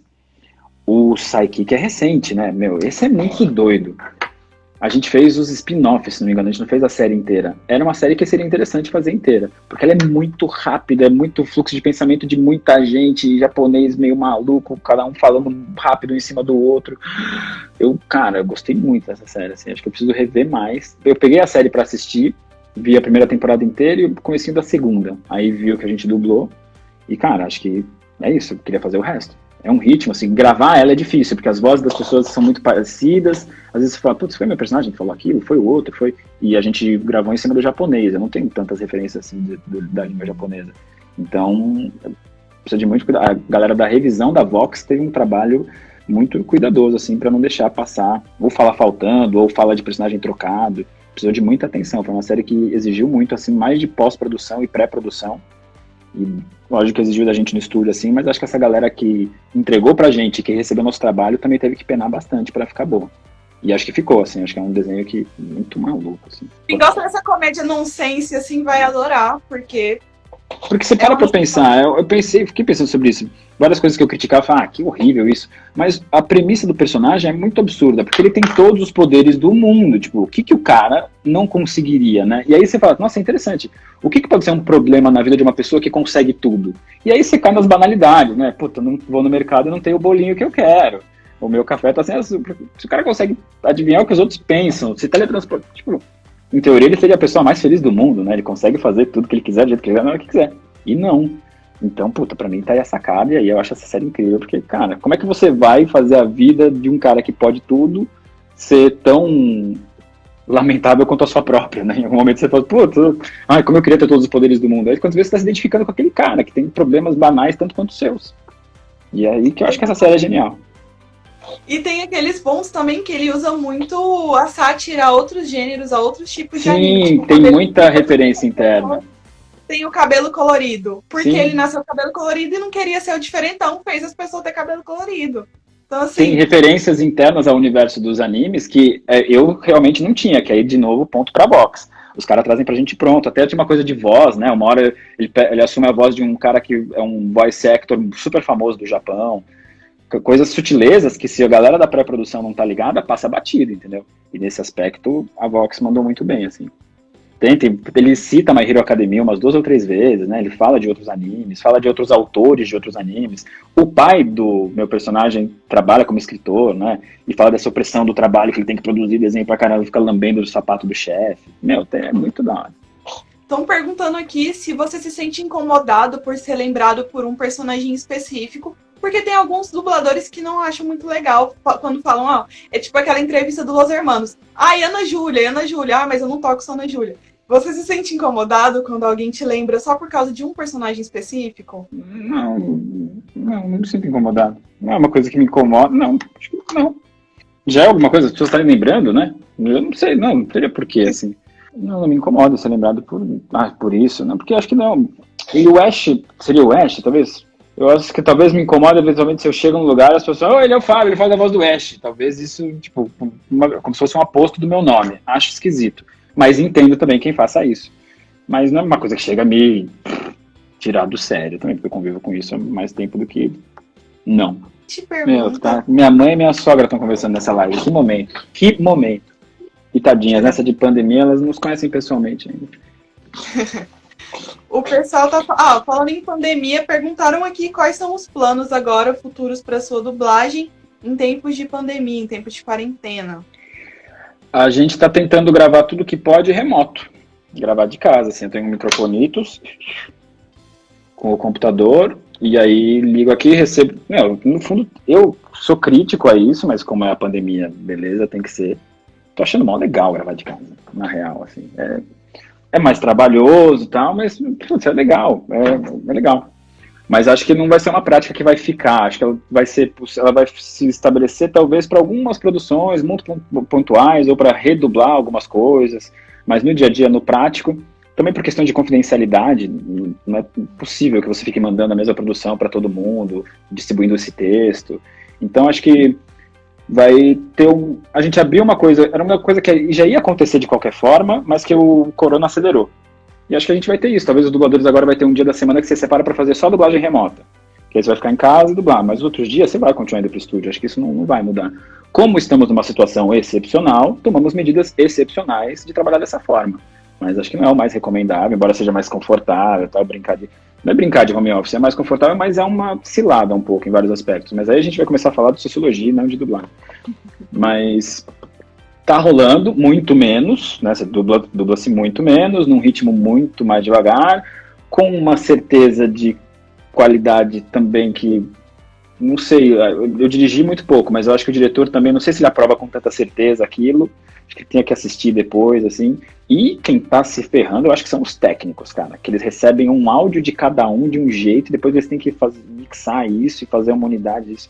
Eu acho que essa corda sempre arrebenta do lado mais fraco, e mesmo agora que a gente anda um pouco forte, na nossa trilogia de trabalho, acho que quem tá se coçando para entregar é o técnico, mais que o dublador e mais que o diretor. O diretor resolve por Skype, querendo ou não, assim, é uma coisa que não é o indicado, é que nem fazer terapia.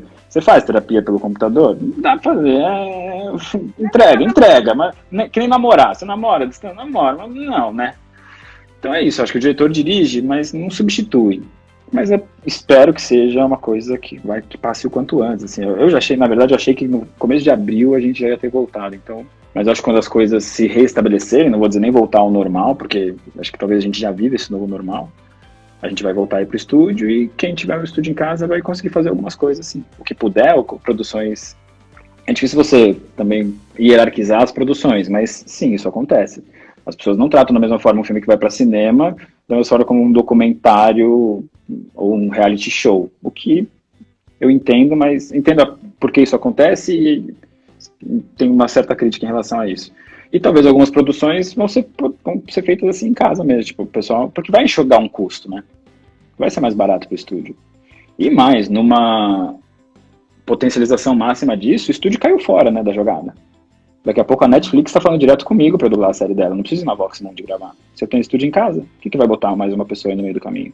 Talvez daqui a 20 anos seja isso, todo mundo tem seu estúdio em casa e aí o estúdio acabou, não tem Delarte, não tem Voxmund, não tem Unidub, não tem nada. Eu, enquanto Fábio, enquanto homem empresa, que já sou isso, né? O mercado já estabeleceu isso, que a gente tudo tem que ter CNPJ e emitir nota. Eu acho que é isso que tá, essa ebulição da dublagem é essa, entendeu? Nesse momento. Como é que vai ser organizar tal? Porque se todo dublador tiver um bom estúdio e entregar direito, daqui a pouco não tem mais estúdio nenhum, não. Vai todo mundo gravar de casa. Mas é um exagero. Mas pode acontecer. O Eric perguntou por que alguns animes param de vir para o Brasil, param de ser dublados, como, por exemplo, o Zatch Bell, que era um anime que ele gostava muito. Cara, porque quem estava trazendo o Zatch Bell para o Brasil não achou um bom negócio. Basicamente, estou especulando também, não saberia dizer. A resposta mais honesta que eu posso dar é não sei. Mas provavelmente é por causa disso, porque pelo mesmo motivo que Naruto a gente não dublou até o fim, porque Bleach parou na metade. Tem uma questão de business aí, de negócio, que transcende a nossa vontade, o nosso desejo, o nosso alcance de poder sobre o que vai ser exibido ou não. Então, provavelmente quem decidiu isso foi um engravatado, pode ter certeza, não alguém que estava no estúdio trabalhando. Com todo o preconceito que pode ter embutido nessa frase sobre engravatados.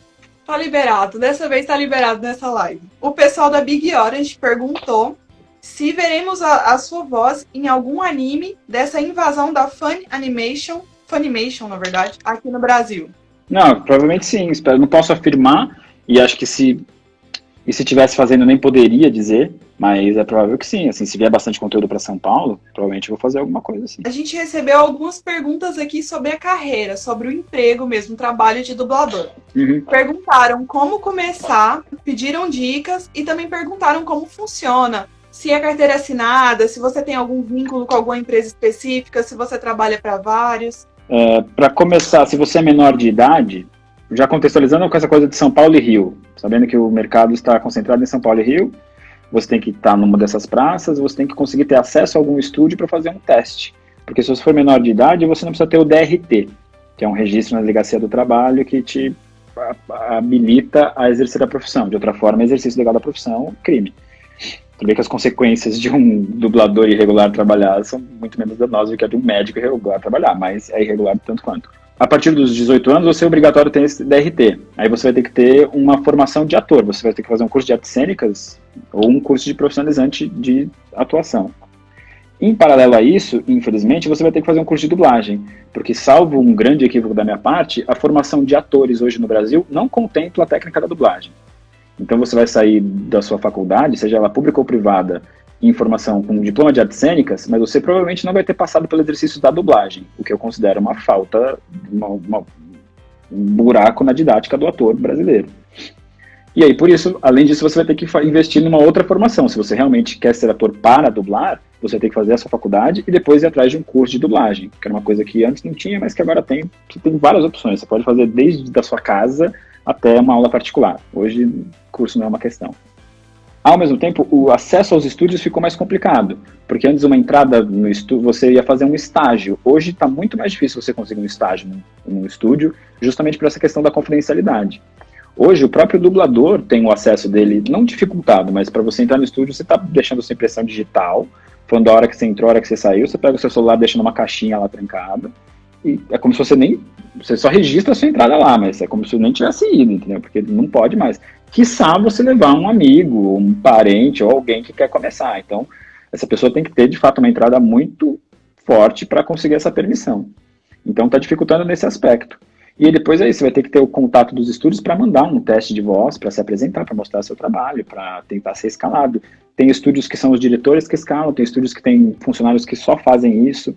Então, além do trabalho estar pulverizado, você tem que saber como cada estúdio funciona. Cada um tem uma metodologia de trabalho diferente. Então, é uma loucura mesmo, é bem difícil. E fora a questão da técnica, né? Tipo, você tem que chegar lá e tá fazendo. A galera da dublagem mesmo não tem muita paciência de ensinar, assim. Se você chegar lá, o cara te escalou e você não entregar, o cara vai falar, assina aqui, vai embora, tudo bem, então, e chama outra pessoa. Então é difícil, porque tem uma questão de formação, que a formação é um tanto precária, o acesso é difícil, acaba se tornando, a técnica é difícil, o acesso é difícil, tanto as informações e a metodologia, quanto ao ambiente. Então, de fato, é uma jornada muito árdua. Mas existem caminhos, não é impossível, porque se você for fazer um curso, provavelmente essa pessoa que vai te dar o curso já está no meio, espero que esteja, né? Se ela está te vendendo um curso dizendo que vai te colocar naquilo. E aí ela vai te apresentar pessoas, tem uma questão política também, né? Tem um capital cultural, um capital social aí, que são as pessoas que você conhece, onde você está, quem são, quem faz o seu trabalho. Mas, porém, nada melhor que fazer um ótimo teste. Chegar lá, fazer, arrepia no seu teste, o cara vai lembrar de você e vai te escalar na próxima semana, não tenha dúvida. Porque eu acho, assim, falta elenco, por incrível que pareça, falta elenco, cara. Pronto, eu pego uma série pra escalar e eu sofro, assim, a parte mais difícil pra mim da direção é no final de semana chegar em casa e quem eu vou pôr pra fazer esse cara? Tipo, eu não tenho, se eu tenho um ou dois, e aí você se mata pra escolher o cara, você... então, mas ele não pode nesse horário. Aí você tem que pensar no... Pra mim, a minha sofrência com a direção da dublagem é a escalação. Desculpa, a anterior eu não falei se era carteira assinada. Não é, acho que a gente tem hoje talvez um ou dois dubladores só, que são casos excepcionais de dublador registrado. Mas hoje é todo mundo PJ, meu. Quem é, na verdade? Tem gente que é MEI, tem gente que é PJ, e tem gente que eu nem sei como é que faz. Mas a gente tá nessa precarização. Tá nessa precarização, assim, o trabalho do dublador E é também sazonal, mesmo, bem volátil, assim. Você não sabe quanto você vai trabalhar no mês. Então não tem uma garantia de, eu vou trabalhar 40 horas semanais. Não vai. Eu vou trabalhar 10 horas, 1 hora. Tem dia semana que você faz 1 hora por dia, tem semana que você faz 1 hora na semana, tem semana que você faz 40. Se você está dirigindo, talvez você tenha uma certa garantia, que você sabe que você vai ficar 5 horas por dia no estúdio, que você entregou uma produção, você sabe o tempo que você vai levar. Mas dublando é loucura, você espera o seu telefone tocar e ocupar a sua agenda. O Jerison perguntou se você vai fazer algum outro personagem de anime, além do Bakugou, com a do Brasil. Eu acho que não, se tem, não me chamaram ainda não. Espero que tenha. Perguntaram aqui, você citou em algumas entrevistas uns temas sociológicos e tudo mais. Você tem algum projeto para expor essas suas opiniões? Enquanto projeto, não. Não tem uma coisa definida, assim. Na verdade, eu já comecei umas 4 ou 5 vezes um método, mas que aí justamente descobri, não é um método de dublagem. Quando eu fui fazer uma faculdade fora tal, e todos os meus trabalhos eu tentava forçar uma barra. Tudo bem que era uma faculdade de artes, não era tão difícil, mas eu tentava puxar para a questão da dublagem e tal. Eu tenho algumas coisas que eu escrevo, assim, não sei se um dia eu vou publicar isso. Que durante o tempo eu achei que ia ser um método, mas já descobri que não é. Talvez seja uma análise sociocultural do fenômeno da dublagem. Não sei, eu tenho escrito, mas sou péssimo em organizar, editar e transformar isso numa... Talvez eu publique quando eu for muito velho, ou alguém vai publicar isso depois que eu morrer, porque eu não sei, nem sei se vai ser publicado, mas eu escrevo sobre dublagem, mas nesse âmbito mais sociocultural. Sei lá, quando eu vejo, eu tô falando de sincronismo, mas termino falando de repente eu tô falando de comunismo, então é muito louco. Escrevo essas coisas, mas não sei, não tenho intenção, nem pretensão. Já tive essa pretensão, mas agora tá bem morno, assim, é uma coisa que, se acontecer, talvez demore. Perguntaram aqui se você já passou algum perrengue dentro da dublagem, de algum personagem específico ou no geral. De personagem, acho que não. Eu passei perrengue de ter que ir embora pra cá, de passar mal, como ter uma infecção alimentar. Nossa, esse ano, almocei, fui pra Vox, comecei a passar mal, comecei a transpirar, comecei a ter dor de barriga. Falei, não. Aí foi aquela famosa, tipo, não, vou lá no banheiro dar uma vomitada e já volto. Não, voltei. Tipo, saí do banheiro direto pra casa, assim, passei perrengue nesse aspecto. Mas com personagem, acho que não, assim. Não, acho que o meu grande perrengue da minha carreira no momento é eu não ter rolado mais Pokémon, né? Ter ficado tudo no meio da caminho. Mas nem sei se é um perrengue, é o que é também, não vejo mais com... Nossa, paciência, né? Vou ficar sofrendo por isso até. E não apago o que eu fiz, então tudo bem. Mas talvez seja a coisa mais traumática, talvez que poderia chamar isso de perrengue, sim, é um perrengue. E o resto é de dia a dia de estúdio, aí você ficar doente, passar mal, perder a voz, ou um perrengue clássico de dublador, chegar no estúdio, você vai procurar o seu nome e você fala assim, nossa gente, mas eu não tô aqui. Aí toca seu telefone e fala assim, aí Fábio, você tá chegando? Tipo, você tá no estúdio na Lapa e o outro estúdio no Tatuapé. Não sei se você tem essa noção, em São Paulo são estúdios bem distantes. E já é uma piada, isso é um clássico, uma piada clássica. Você chegar pra olhar na pedra lá seu nome, você quando não tá, gente, não tô aqui. O outro dublador, se tiver alguém outra cena, espera e fala assim, não, o pessoal tá te ligando, daqui a pouco o pessoal da DPN tá te ligando, que é outro estúdio que é um pouco mais afastado. Isso acontece direto, você marcar num lugar e ir pra outro. Não tão direto, mas é quase um clichê do dublador. Porque é tanta coisa pra organizar, tanta gente, que o pessoal se confunde mesmo, normal. São grandes equipes ainda, né? Por mais que tenha começado a ficar mais separado, ainda exige um trabalho de muita gente envolvida. Sim, e uma logística, as pessoas que passam escalas, a galera da produção, que tem que alinhar os horários de todos os atores, encaixar certinho. Cara, é um quebra-cabeça maluco, assim, eu admiro muito, acho muito... Negócio que pra mim é impossível de fazer. Você recebe uma planilha com o nome dos atores, o tempo, tem que organizar isso na semana de alguém, tá maluco, meu, deve ser uma loucura. Estão falando aqui sobre a sua dublagem do Homem-Aranha pra animação. Espetacular Homem-Aranha. Animes, mas que você dublou Homem-Aranha. Então, assim, estão elogiando a dublagem aqui nos comentários. Pô, foi mó legal, pô. Quem nunca quis fazer o Homem-Aranha, né? É engraçado que foi pouco, né? É uma série... o espetacular Homem-Aranha, assim, é tão pequenininha, é tão separado um pouco das histórias do Aranha. Mas valeu, rolou, pelo menos é isso. Posso falar, já dublei Homem-Aranha, pá. Mas não é eu gostei de fazer, eu gostava muito da animação, era um traço diferente, assim, fizemos na dubla vídeo. Mas foi pouca coisa, não foi... Foi menos do que eu gostaria. Adoraria fazer o Homem-Aranha até hoje. Sou o Homem-Aranha, pá, mó legal. O Vitor tá perguntando como foi sua experiência com Rave Master. Rave Master, Halo Glory. Era auge do Animax bombando na Alamo, a gente dublando todos os animes de lá. Tanto que a Alamo terceirizou. Rave Master foi uma série que a gente dublou na BKS. Não que ela terceirizou a equipe, mas a Alamo alugou o estúdio físico da BKS, mandou a sua equipe, seu diretor, seu técnico, e a gente gravou lá. Então teve essa curiosidade de ser geograficamente. Eu recebi uma escala da Alamo. Você vai gravar aquela série lá, o Rave Master. Tá, então, mas é na BKS, hein? Não vai aqui pra Alamo. De tanto trabalho que a Alamo tinha. E era legal, mas porque a série em si mesmo do universo dos animes, ela se diferencia um pouco, porque ela é meio quase medieval, uma coisa de espada, né? Eu achei legal, assim. Mas faz tempo, confesso que eu não lembro tanto assim, mas Halo Glory era o nome do protagonista. Essas coisas eu acabo lembrando. Ryoma Echizen, Príncipe do Tênis. Esse é mala, hein? O Ryoma era... Perguntaram aqui também se você já quis fazer, ter outra profissão que não fosse dublagem. Se você já pensou em ter outra profissão. Dublagem e atuação, né? Que você também é ator. Sim. Mas já quis ser médico, já quis ser psicólogo, já quis ser agricultor rural, já quis ser político, já quis ser veterinário. Eu ainda meio quero, mas não sei se eu vou conseguir ser tudo isso. Tenho vontade de fazer outras coisas, assim. Mas já quis ser várias coisas. Biólogo. Pediram para falar aqui, o Renato pediu para você falar um pouquinho sobre o seu trabalho voluntário na Fundação Dorina Novil. Meu, lá é mó legal. Aqui de São Paulo, Fundação Dorina Novil para Cegos. É mó legal. É audiolivro, na verdade. A gente vai lá, na Fundação Dorina tem um acervo dela, de audiolivro, para as pessoas que usam a Fundação ter acesso a isso. Não vejo por que não tirar 4 horas da minha semana para ir lá e gravar com os caras.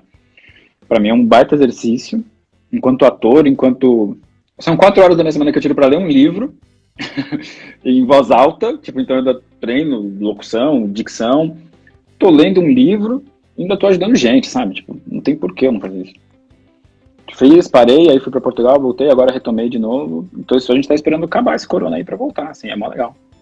Aí vou às segundas-feiras, lá, tinha retomado e tava indo às segundas-feiras. Mas o material que a gente produz lá não fica aberto, entendeu? Ele não vai pro mundão, é só pros usuários. Porém, acaba vazando. Eu acho que a sutil arte de ligar o foda-se, eu fiz pra eles lá e já veio uma galera me mandar mensagem no Instagram ou no Twitter falando, cara, eu vi esse audiolivro que você fez, mó legal. Aí eu até fui pra pessoa e falei, como é que você teve acesso a esse audiolivro? Não era. Você é cego? Você tem alguma questão visual? Não, então talvez você tenha acesso errado a esse negócio. Mas depois eu fui procurar e tem alguns canais do YouTube que o cara vai lá, baixa e acaba divulgando. tudo bem, né? Mas a intenção não é essa. O ideal é ter que ficar lá fechado pros caras e pra mim é um baita exercício de ator mesmo, de ir lá treinar dicção, falar, gravar. Eu acho que eu só ganho. Ó, perguntaram aqui nos comentários também como é que é a sua relação com o Wagner Fagundes. Pô, o Wagner eu conheço, ele já dublava quando eu comecei a dublar. O Wagner é uma das pessoas, mano, mais incríveis que eu conheço. O cara dá nó em pingo d'água em todos os aspectos, assim. Ele tem um esquema de direção dele que só ele entende, só ele faz. Ele dubla sem caneta, uma coisa que eu acho um absurdo. Ele dubla bem pra cara. O Wagner, ele vai contra todos os estereótipos da dublagem. Porque o Wagner é um dos melhores dubladores que eu já vi na minha vida e ele nunca pisou num palco. Mas a coisa que você fala, tem que fazer teatro, tem que ser o ator, não sei o quê. Se você for na onda do Wagner, ele é o anti-herói da dublagem. Porque ele faz tudo errado. Mas ele faz tudo bem pra caramba. Assim, é muito foda. Tipo, não pode tomar gelado. Ele toma gelado, vai gravar e grava bem. Sabe? Tem que dormir bastante. Ele dormiu 2 horas e vai gravar e está escalando e gravando. É impressionante. Assim. Às vezes, eu tenho raiva dele por causa disso. Porque ele é multitask e ótimo em todos os multitasks que ele faz. Versátil pra caramba. Se você der um anjo pra ele fazer, ele faz. Se você der o diabo pra ele fazer, ele faz. E além, fora estúdio, puta, é o cara que, se você encostar num boteco pra tomar uma breja, é porque eu não bebo cerveja, mas você sentar num boteco pra conversar e falar da vida com ele, você fala o que você quiser, entendeu? Tudo. A gente tem várias divergências em vários aspectos, mas é isso, é um cara que eu consigo discordar rindo. Ele fala uma coisa, eu acho outra e a gente racha o bico, a gente não fica bravo um com o outro. Joga bola pra caramba, era um monstro, boleiro pra caramba, puta, uma figura. Gosto dele pra caralho, tá na TV Group já há uns bons 10 anos, baita diretor, cara ponta firme demais. O Rubens está perguntando se existem dubladores que realmente encarnam o personagem, tipo o Jim Carrey nos filmes dele.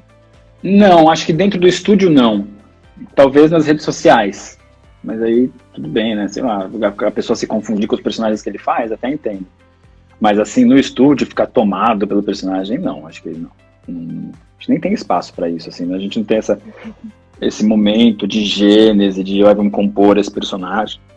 Na dublagem isso é muito rápido. Tá lá, tá dado, o diretor vai te brifar no máximo. Você vai ver aquela cena pronta, não tem muito o que... E se alguém vier com essa, eu acho que o pessoal vai baixar a bola das pessoas rapidinho. Não. Tem gente, cara, nós temos nossas estrelas, nós temos nossas divas, nós temos nossos mitos, nossas pessoas que são excêntricas, eu diria. Mas independentemente de personagem, elas são assim porque elas são assim, e ponto final. São artistas, né? O que é uma desculpa pra ser maluco, às vezes. É a licença poética, né? A famosa licença poética. Enquanto tá na poesia, beleza. Falando a galera que é meio mal educada e acha que isso é ser artista. Acha que pode atrasar, acha que pode faltar, acha que pode ser mal educado. Tipo, há limites, entendeu? Isso é muito tênue. Na dublagem, o atraso é uma coisa péssima, porque ele cria uma progressão geométrica de atraso. Você atrasou um, provavelmente você vai atrasar o outro e atrasou o seu dia inteiro, entendeu? O dublador é uma pessoa que até acaba transpondo isso pra sua vida real. E acho que quem convive, familiares, etc., deve falar isso sobre dubladores. Assim, a gente é chato com horário, cara. O negócio é meio-dia, eu chego 15 para meio-dia. Porque para mim, meio-dia eu tô gravando. Eu não tô chegando, cumprimentando, tomando café, pra entrar no meio do estúdio meio-dia e meia. Então eu tô chegando 15 para meio-dia. E aí você faz isso na vida, né? E aí você vê que o dentista não é assim, o banco não é assim. O dublador vai ficando meio chato, meio paranoico. O Ellerson perguntou aqui por que raios um estúdio resolve fazer o limpa no elenco de dubladores? Por exemplo, por mais que o estúdio seja vendido ou comprado, ainda assim o novo dono poderia manter o elenco antigo, certo? A gente passa por questões financeiras, éticas, morais e pessoais dos envolvidos, nas partes. Tem desde a relação pessoal entre as pessoas até uma questão financeira. Não sei, são tantas variáveis que é difícil. Cada caso, cada ator, cada estúdio tem uma relação particular, assim, não dá para padronizar tudo e chapar e falar, olha, essa série vai ser dublada assim, sempre nesse lugar com esse elenco. Num mundo ideal, talvez isso acontecesse, mas não é assim que as coisas acontecem. No meu mundo ideal, na verdade, a mesma série seria dublada 26 vezes, só no Brasil. Né? A Letícia perguntou para você, quando você vai dublar algum anime e você não conhece muito bem o personagem, qual é a sua forma de poder representar ele da melhor maneira possível? Confiar no que tá feito lá, não querer inventar moda. Porque alguém já fez aquele trabalho antes de mim, entendeu? Meu papel lá é fazer a versão brasileira daquilo e ficar piano na minha, entendeu? Fazer com que aquilo fique o mais transparente possível.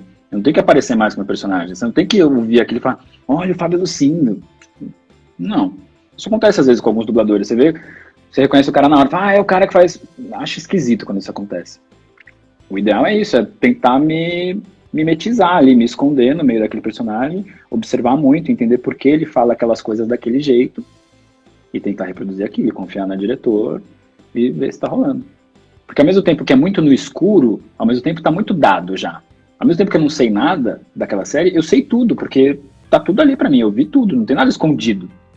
Eu tenho aquela imagem, aquele texto, aquela pessoa falando aquilo naquele tempo, ponto final. No singular concreto é só aquilo. Agora tudo que vai no âmbito metafórico, tudo que tá por trás da intenção daquela fala, aí é outra questão. Mas no âmbito prático do dia a dia da gravação, embora a gente pense nisso, embora isso mude a forma, a potência e como essa frase está sendo dita, talvez não haja tempo para isso, assim. O diretor fez esse trabalho em casa, entendeu? Então ele te fala, ó, isso aqui é mais assim, isso aqui não, isso aí, ele tá mentindo. Olha, é uma ironia, tal. Por isso que o diretor leva para casa antes e assiste, porque no segunda a sexta no dia a dia tem que entregar, ponto. Pessoal, a gente já foi para mais de 1 hora de live, a live tá bem compridinha. Fábio, só para finalizar, se o pessoal quiser ver um pouquinho mais do seu trabalho, conhecer um pouquinho mais de perto, onde eles podem te encontrar? Eu tenho rede social, eu gosto de Instagram e Twitter. Facebook eu não tenho, Facebook até tenho, mas uso só nos grupos de dublagem, grupos fechados, para me informar questões da categoria. Mas na vida real, na vida digital, eu tenho Twitter e tenho Instagram. E lá, acho que a coisa que eu menos falo é de dublagem, talvez. E se for trampo de dublagem, putz, a minha grande dica da semana é ver Snowpiercer amanhã. Que vai ser mó da hora, eu acho. Fábio Lucindo, uma honra te receber aqui no evento Aparecida Geek Online, que a gente está fazendo online em razão da pandemia. Fica o convite para próximas oportunidades, quem sabe no futuro próximo você está aqui em Goiânia, ou em Aparecida, ou no estado de Goiás mesmo. Eu já fui para Goiânia uma vez só. Fiz um evento aí. Mas sempre bate e volta, né? A gente vai, faz e volta, não dá para conhecer direito. Tem que ficar para conhecer, comer uma pamonha, claro. Entendeu? Conhecer o pessoal daqui. Fica o convite. Obrigada, Fábio. E até Valeu, a próxima. Stephanie. Beijão, foi um prazer. Se cuida. Qualquer coisa, chama nós.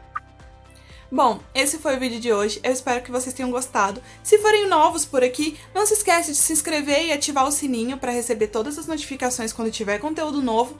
E deixa aquele like para eu saber que você tá gostando do conteúdo. Eu vou ficando por aqui. Até a próxima.